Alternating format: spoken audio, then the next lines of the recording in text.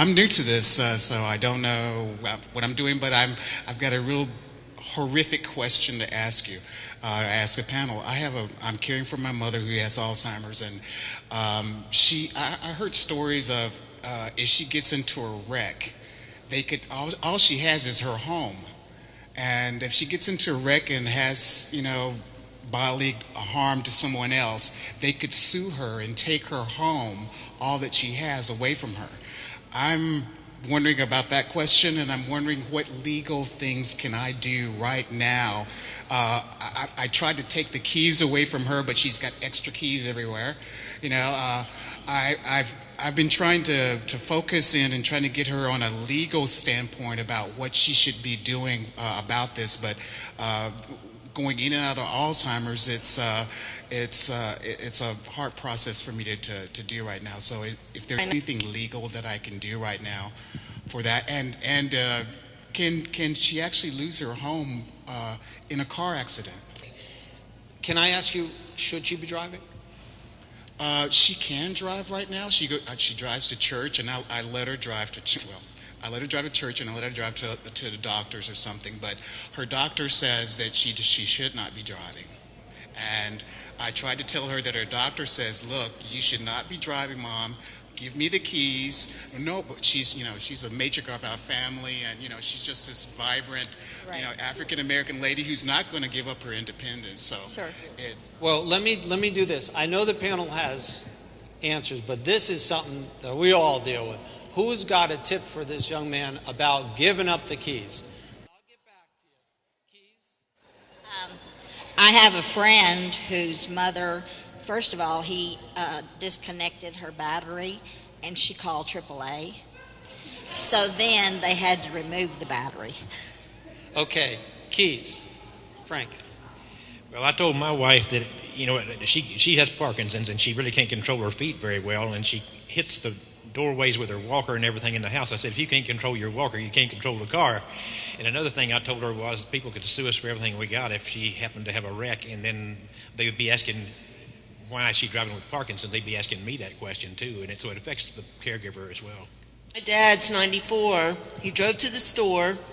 He was coming out of the grocery store, and somebody saw he looked disoriented, and they called the driver's license bureau.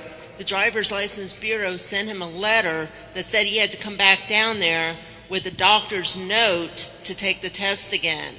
So he's still waiting to hear back, see what happened, but somebody had reported to the driver's license bureau that he looked disoriented.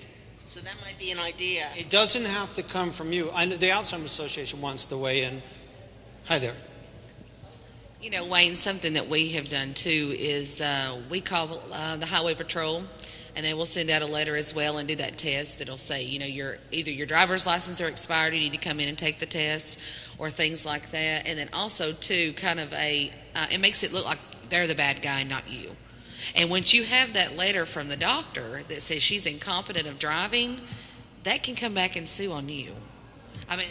That's the big issue, because if that lady is out there that cannot make decisions of how to get out of her house, how can she change lanes? As far as legally, liability is an absolute real concern. Absolutely. These days, if you injure someone in a car accident, personal liability very clearly. And Amanda makes a good point. Unfortunately, it's kind of like being in a car now with someone who's drinking, and let's say you're completely sober, and the driver hits someone. These personal injury attorneys, they're coming after that. Why didn't you take the keys away? You were with him. You knew that he was drinking. So liability has to be a big concern, and truthfully, you have to get the keys from, or you have to stop the driving. Let me tell you something. We know probably 6 months before we do anything about taking our loved ones' keys away. They know probably a year before. Your mom knows. This is about independence. One of the things that worked for our family, my husband drove the car home. He took the car away, not the keys. He says, your car needs to be gone over. In the meantime, we set up an alternate plan for her so she would still feel her independence, with friends coming by, taking her where she needed to go, until she got accustomed to that. And then he told her car was not really in good enough shape for it to come back. That car needs to break. It needs to go in the shop. It needs to be sold.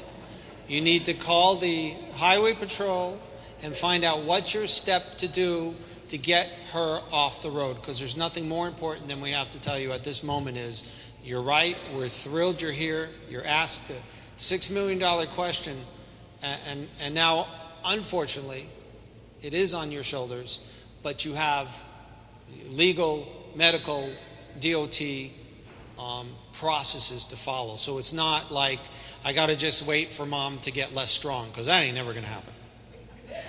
You know, that's never going to happen. So that car has to break, it has to disappear, and the DOT has to come in and test her driving or whatever, or even in what order. But this has to be done now.